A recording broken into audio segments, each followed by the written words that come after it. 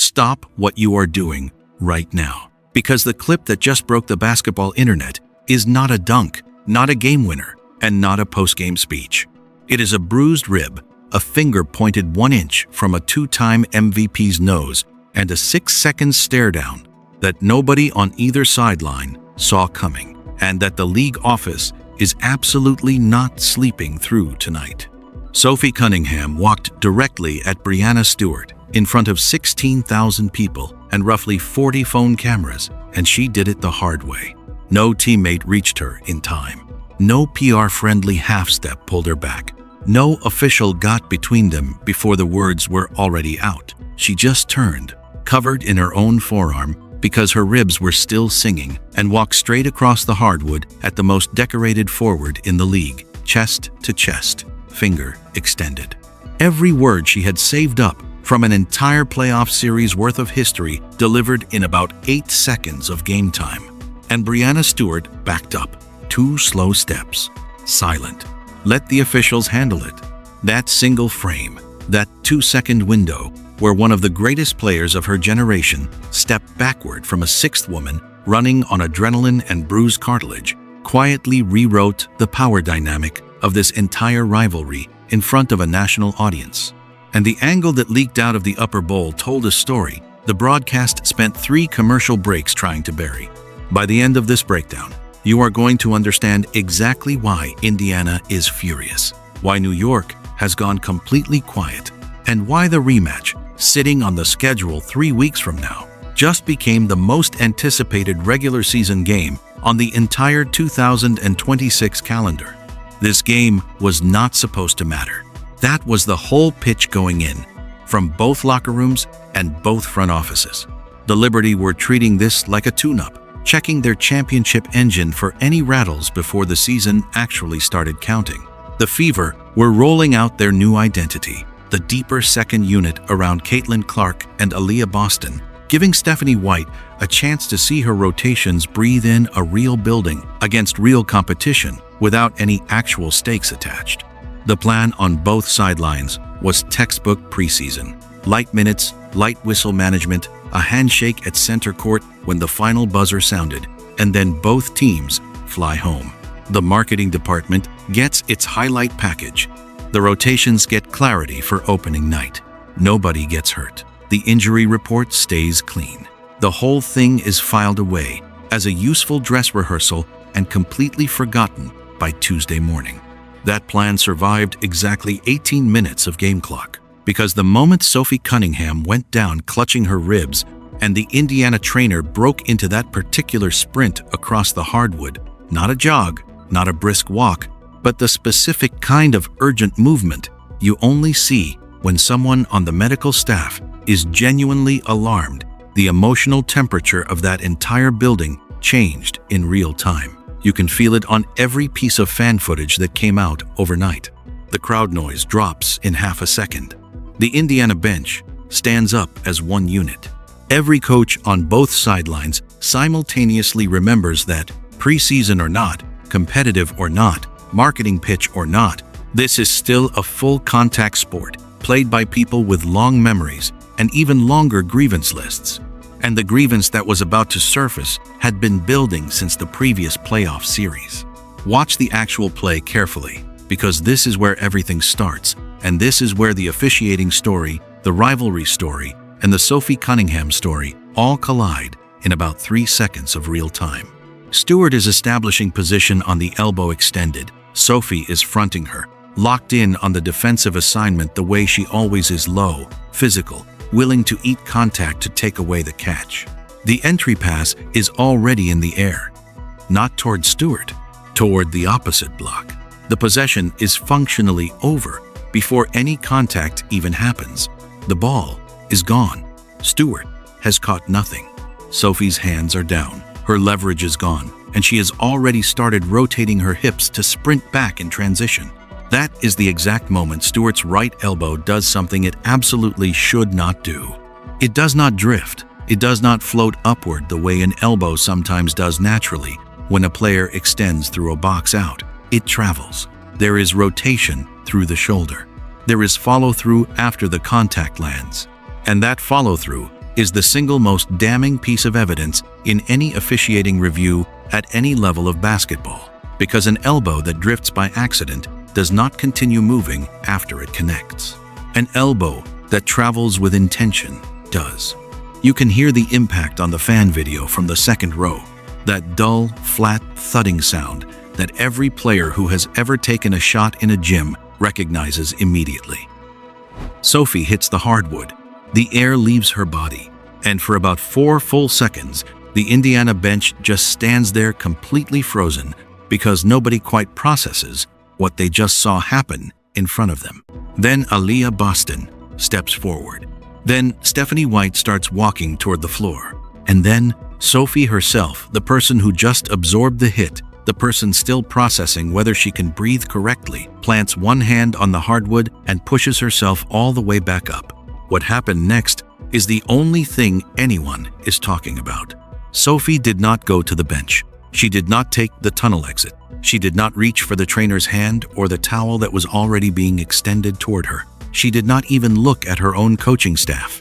She turned, still wrapping her own forearm around her ribs for support, and walked in a completely straight line directly at Breanna Stewart. Not toward the official standing 10 feet away with a clean sight line. Not toward her bench. At Stewart.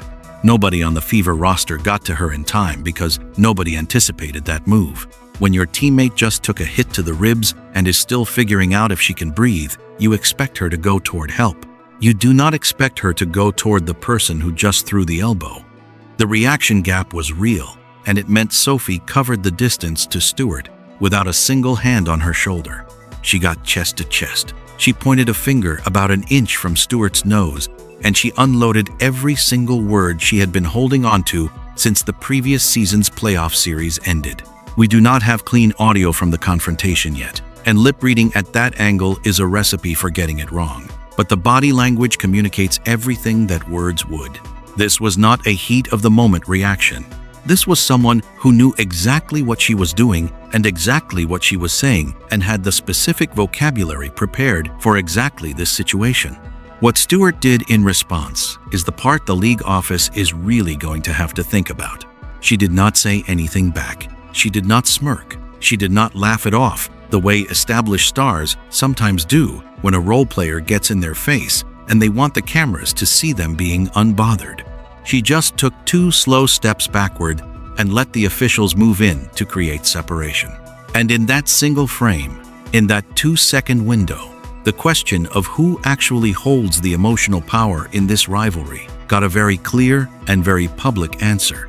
The internet has been asking that question for about 14 hours now, and the vote is not particularly close. Here is the context that makes this moment hit 10 times harder than it would in any other game on any other night of the schedule.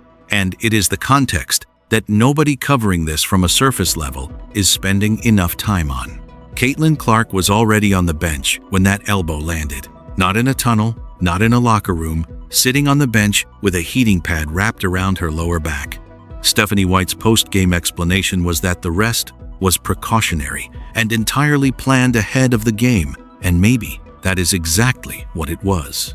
But a heating pad on the lower back of your franchise player in a building full of scouts and executives and national media is not a detail that disappears from anyone's memory in that press box.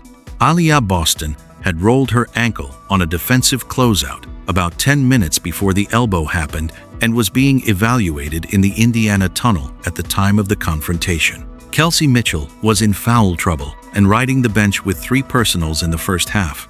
The Fever's entire offensive identity, every player whose name sells tickets and drives merchandise, was physically unavailable in that moment. And Sophie was the last upright physical presence Indiana had on the floor. Every coach on the Liberty bench knew that. Every player with court vision on New York's side knew it. Breanna Stewart, a 10-year professional who has played in Olympic gold medal games and WNBA finals with championship implications on every possession, absolutely knew it. So when an elbow goes up on the one Indiana player whose entire job, whose entire brand, whose entire value to that locker room is built around making the physical cost of going through her teammates too high to pay regularly, it stops being a basketball play. It becomes a message, a very deliberate, very targeted message sent to a depleted roster at a very specific moment when the person receiving it is the least able to respond. And Sophie answered that message on the floor, in real time, in front of 16,000 witnesses and a clip that had crossed 9 million views before most of those witnesses made it back to their parking garage. Here is the part that the league office has the least defensible answer for, and I want to walk through it slowly because the details matter enormously. That play was called a common foul, not a flagrant 1 review at the scorer's table, not a flagrant 2 and an ejection, not even a technical foul for the confrontation that followed, which by the letter of the rulebook absolutely qualifies as misconduct regardless of what provoked it. A common foul. 2 free throws, ball back, move on. The official who made that call was standing roughly 10 feet from the play with a completely unobstructed sightline. No screen between him and. The official who made that call was standing roughly 10 feet from the play with a completely unobstructed sightline. No screen between him and the contact. No bodies in the way. Clean angle, proper distance, positioned exactly where officiating mechanics are supposed to put a trail referee on that side of the floor. And somehow, from 10 feet away, with nothing blocking the view, he watched an elbow travel through a full shoulder rotation with follow-through into a player whose hands were already down and called the minimum possible foul. I have been watching basketball at every level for a long time. I know referees who work high school varsity tournaments in multiple states. Every single one of them who has seen that clip in the last 12 hours has said the exact same thing in almost the exact same words, that the play would have removed Stewart from any reasonably competitive varsity gymnasium in America before she finished her follow-through. The difference between a common foul and a flagrant 2 on that contact is not a close call on the merits. It is a gap so wide you could drive a team bus through it. Kathy Engelbert's office put out a 2-sentence statement late last night, paraphrasing here, but not by much. The league will review the footage and respond through the appropriate channels. Fans are done with that sentence. That exact sentence, in slightly different arrangements of the same words, has been issued after Caitlin Clark contact, after Angel Reese contact, after Brittany Griner contact, after Nafisa Collier contact, and after a long list of physical incidents that generated enormous public response and then quietly disappeared into the discipline filing cabinet. The consistent outcome has been a memo that gets announced in a press release nobody actually reads, and a fine that represents approximately nothing to a professional athlete's annual salary. The credibility of that process is not just low at this point. It is functionally gone among the fans who have been paying close enough attention to track the pattern. And the part that should genuinely frighten the league's legal department is this. The moment any one of these marquee players goes down with a real, season-ending injury on a play that got waved off or minimally penalized, the conversation stops being about competitive integrity and becomes something considerably more serious and considerably more expensive. The internet response to this clip has been unlike anything I have personally tracked since the Angel Reese and Caitlin Clark playoff cycle generated its own wave of completely uncontrolled online energy. I have been refreshing for 2 solid hours, and the volume just keeps climbing. Fever fans are calling for a multi-game suspension, a formal public apology from Stewart, and an official medical update on Sophie's ribs released by the league before the morning news cycle. That is not a fringe position in the Indiana fan base right now. That is the center of the conversation. Liberty fans are split, and credit where it is genuinely due, at least half of the New York fan base on the timeline is openly acknowledging that the slow-motion replay from the upper bowl angle does not have a flattering read for their star player. That kind of internal honesty in a partisan fan base is actually rarer than it should be, and it tells you something about how clear the footage is. Former players from the era of Lisa Leslie and Lauren Jackson and Tina Thompson have been quote tweeting the clip all night. The consistent message from that generation is a combination of two things that sound contradictory but actually are not. First, that the physical edge Sophie represented in that confrontation is something the modern league has been quietly losing, and that some of them miss it. Second, that the officiating standard that allowed that elbow to go essentially unpunished is exactly the kind of systemic laziness that is eventually going to put a marquee player in a hospital before the All-Star break and completely explode the league's safety narrative. College coaches are subtweeting it. 2 NBA players, whose tweets are still publicly visible, have liked the original post. The reach of this clip has already escaped the WNBA fanbase entirely and is living inside a much wider sports internet now, which means the pressure on the league office is not coming just from within its own audience. It is coming from the outside. And that outside pressure is a different kind of problem to manage. Let's spend a moment on what this confrontation actually means for Sophie Cunningham as a player, because the basketball media is spending a lot of time on the Stewart angle of this story and not nearly enough time on what just happened to Sophie's entire public identity in about 8 seconds of real time. Sophie has spent her entire professional career being described in 2 completely opposite ways, and both descriptions have always contained some truth while missing the larger picture. To the fans who watch her every game, every possession, every defensive assignment, she is a culture builder. She is the player who takes the assignments nobody else wants, absorbs contact on behalf of her teammates, and keeps the locker room emotionally stable through the long middle of a professional season. She is a connector, a glue piece. The kind of player every championship roster needs and almost no casual fan thinks about when they list reasons to buy a ticket. To the casual viewer, who only encounters her through whatever clip the algorithm serves, she is a provocateur, a player who lives right on the edge of the line between fiercely competitive and genuinely chaotic. A face puller, a chirper, someone who generates confrontations in a way that reads as either passionate or reckless, depending on your tolerance for that kind of energy. Both of those characterizations have always been partially true and largely incomplete. And what tonight did in a single possession and a single stare down was collapse both of them into something considerably more specific and considerably more powerful. She got hit by a player bigger than her, stronger than her, with more leverage and more status and more protection from the officiating environment than she would ever receive in the same situation.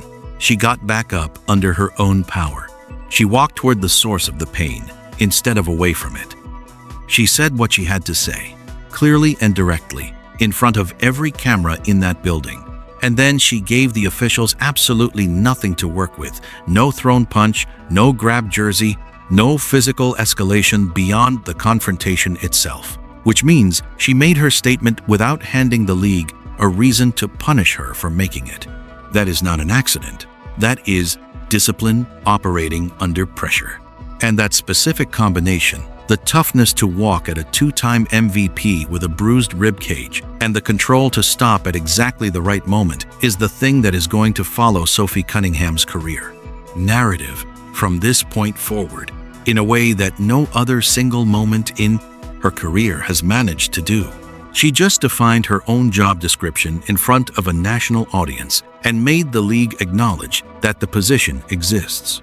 Now, fairness requires spending real time on the Stewart side of this story, because reducing her to a villain in a highlight clip does not serve anyone's understanding of what actually happened or why it matters. Breanna Stewart is one of the greatest forwards in the history of this league, full stop. She has carried franchises that had no business competing at the level she dragged them to. She has carried national teams in tournaments where the pressure is unlike anything a professional regular season can replicate. She has played through injuries that would have ended other careers entirely and came back performing at a level that silenced every skeptic who wrote her off during the recovery. And she has, for the overwhelming majority of her public career, conducted herself with a professionalism and an articulateness that the league has been genuinely lucky to have attached to one of its most marketable faces. So when a moment like tonight happens, there are 2 completely honest readings available, and the basketball world is currently split almost exactly down the middle on which one applies. The first reading is that this was a genuine, uncharacteristic loss of composure under preseason pressure. Stars are not robots. Veterans have bad moments.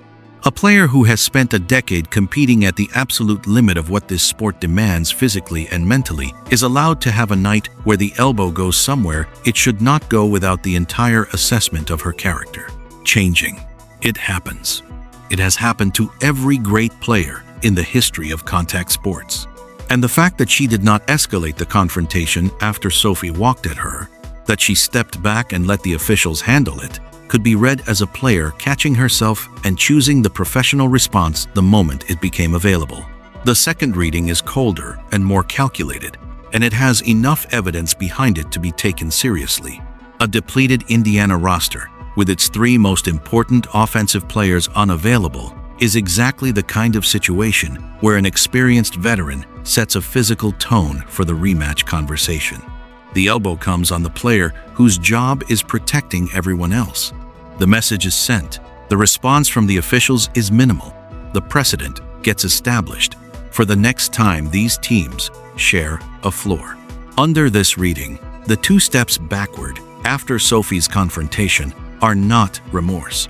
They are a player who sent the message she intended to send and sees no reason to complicate the evening further. Both of those readings are valid. Both have real circumstantial support. And the reason this clip is going to generate debate for at least another 2 days is that the footage alone cannot definitively settle which one is true. That ambiguity is exactly what the algorithm feeds on, and exactly what keeps a sports story alive past the 2-4-hour window where most incidents fade out. Stephanie White's appearance at the post-game podium deserves its own careful reading, because the things she chose not to say were considerably louder than the things she said out loud. She walked in late, later than coaches typically arrive when they are in a neutral headspace and just working through a preseason debrief. She did not bring a printed stat sheet, which is the kind of small detail that tells you a coach walked from the locker room to the media room with one thing on her mind, and it was not box scores. The first 3 questions she received about rotations, about Caitlin Clark's back, about the second unit's performance, got answered in clipped 2- and 3-word sentences. The kind of sentence construction a coach uses when she has made an active decision to manage herself, because the alternative is saying something that costs the franchise a fine and gives the other team material to post on a bulletin board. When the 4th question finally landed on the elbow and the confrontation, Stephanie White paused. Not a brief pause, not the kind of pause where a coach collects a thought. A full 10-second pause where she took a slow sip of water and then looked directly at the reporter who asked it. And then she said, carefully, and with zero additional context attached, that the league would handle the situation through the appropriate channels. That is the specific coach speak phrase that translates as, "I am operating at the absolute outer limit of my composure right now, and I do not trust what comes out of my mouth if I say one more word on this topic on camera." Joe Mazzulla's podium on the New York side lasted under 90 seconds total. He said the play was unfortunate. He said, "Stewart is a competitor who plays with intensity." He said preseason is preseason, and left the stage before any follow-up question could get traction. That is a coach who received guidance from his front office between the final buzzer and the media room door and followed every single word of it. Both coaches know exactly what happened on that floor. Both coaches know exactly what it means for the next meeting between these teams. And both of them made a professional calculation that the podium was not the place to say it out loud. Let's talk about the rematch, because the schedule made sure this story does not get the chance to quietly cool down before it gets pressure tested in a real building again. Indiana and New York are scheduled to meet again in 3 weeks, in a nationally broadcast Saturday window. Prime time, full camera setup, the kind of game slot the league uses as a showcase for exactly the storylines that generate new viewers. And the storyline walking into that game is now the biggest thing happening in women's basketball, regardless of anything either team does between now and tip-off. Sophie says she expects to be cleared. The early medical reporting out of the Indiana camp is pointing towards soft tissue bruising with no confirmed fracture, which puts her in day-to-day evaluation territory with a realistic expectation of a return well before the regular season actually begins. That could change. Imaging sometimes tells a different story than the initial sideline assessment. But if the current reporting holds, she is walking into that Saturday broadcast healthy enough to guard Breanna Stewart from the opening possession. Stewart has not said a single public word since she walked off the floor tonight. That silence is itself a data point worth sitting with, because Stewart is not a player who typically goes quiet after big moments. She has a podcast, she has a social media presence, she has opinions, and she shares them. The absence of any statement, any post, any story, any acknowledgement of what happened suggests that either she or the people around her have made a deliberate choice to let the league's discipline process play out before attaching any public narrative to the incident. The Liberty PR team is reportedly working through whether to have her address it directly in her own words before the ruling comes down, or wait and respond after. Either approach has risks. Addressing it too early looks defensive if the league comes back with a significant suspension. Waiting too long looks like avoidance if the public conversation continues building pressure in the meantime. But here is what both of those strategic considerations are completely irrelevant to. The first possession of that Saturday rematch, when Stewart and Sophie end up within 2 feet of each other for the first time since the confrontation. Every camera in that arena will be on that moment. Every phone in the lower bowl will be locked and recording. Every scout, every executive, every analyst, every former player doing television that weekend will have that specific matchup circled in red on their preparation notes. Whatever happens in that first shared possession, a clean defensive stop, a physical foul, a word exchanged, anything gets replayed on every basketball platform for the rest of the regular season. The WNBA has not had a regular season storyline this loaded with specific personal history and unresolved tension since the league's ratings breakthrough moments of the previous cycle. And the league stumbled into it entirely by accident during a preseason game that was supposed to produce nothing more interesting than rotation clarity. The moment this story has been building toward in terms of institutional significance is really a test for Kathy Engelbert and the league office. And I want to be direct about the stakes without overstating them. The commissioner has spent the last 18 months on record with reporters, in league communications, and in marketing materials, telling the basketball world that the WNBA is entering a new chapter. More officials, more investment in training, more transparency around the discipline process, a more aggressive media strategy built around the visibility of a genuinely remarkable new generation of players whose talent and personality have finally broken through to a mainstream audience that was always available if the product was presented correctly. Those are real commitments made in public forums on the record. None of them carry any weight at all if a slow-motion, multi-angle, extensively documented elbow to a player's undefended ribs gets a common foul on the call sheet and a 2-sentence template response from league headquarters. Fans can see the distance between the marketing language and what actually gets enforced on the floor. Players can see it even more clearly because they are the ones absorbing the contact and then watching the discipline announcement and doing the math on whether the league actually values their physical safety the way the press releases claim it does. And when players stop trusting the institution to protect them through the official mechanisms available, you do not end up with a calmer, more controlled game.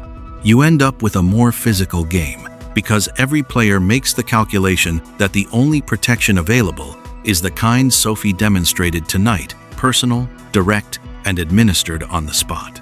That is not a league getting safer. That is a league getting harder to govern and harder to market and harder to keep commercially viable as the audience grows and the stakes attached to star player availability climb higher.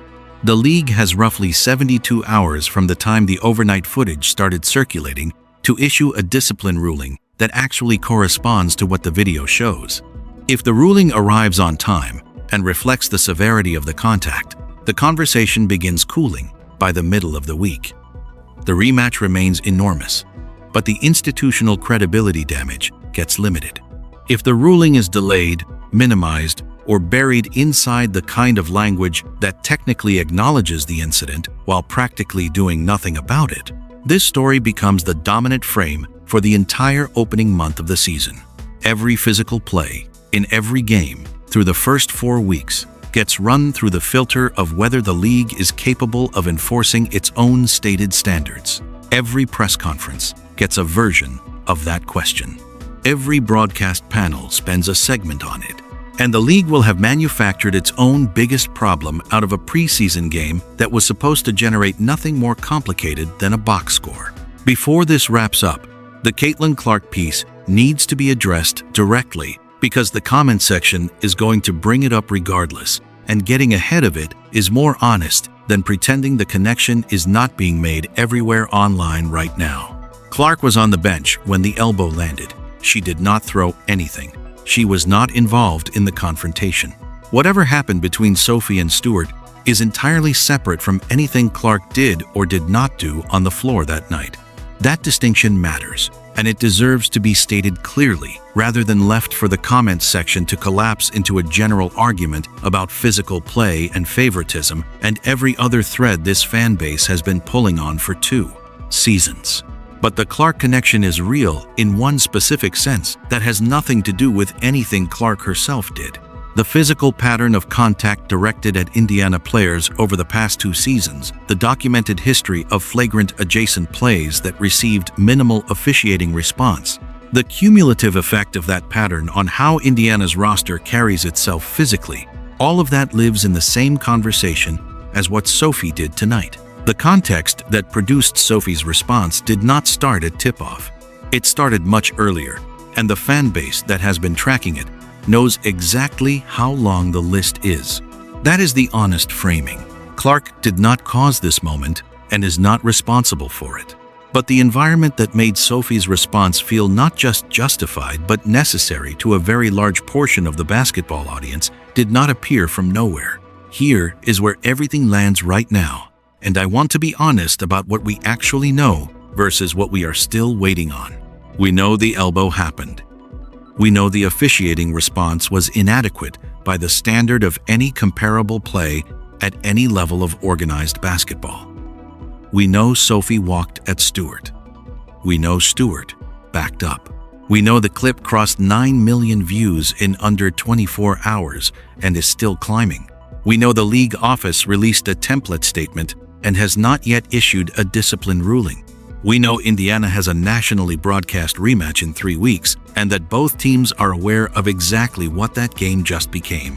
What we do not know yet is whether Stewart's elbow was intentional in the full legal sense of that word, or a loss of physical control under competitive pressure. We do not know what the league's discipline process is actually going to produce or when it arrives.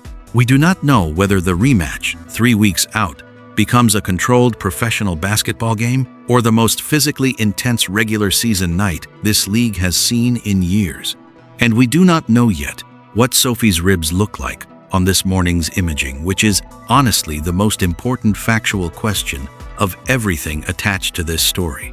What we do know is this: a role player who gets paid to keep the rough stuff honest did her job in front of a national audience in the most visible possible way, under the most physically painful possible circumstances, against the most decorated possible opponent. And the result was a clip that the entire basketball internet cannot stop replaying. A league office that has to make a decision with real consequences attached, and a rematch that has gone from a regular season scheduling obligation to the single most loaded game on the WNBA calendar before the regular season has even started. Drop a 1 in the comments if Sophie was completely justified walking at Stewart. Drop a 2 if you think she crossed a line by escalating it the way she did. And drop a 3 if you genuinely believe both things can be true at the same time, because that is honestly the most defensible position available, and I want to know how many people in this audience are sitting on the same fence I am. The 72-hour clock on the league's credibility started last night. Subscribe and come back when the ruling drops, because the response from the Indiana camp when that announcement hits is going to be its own story entirely.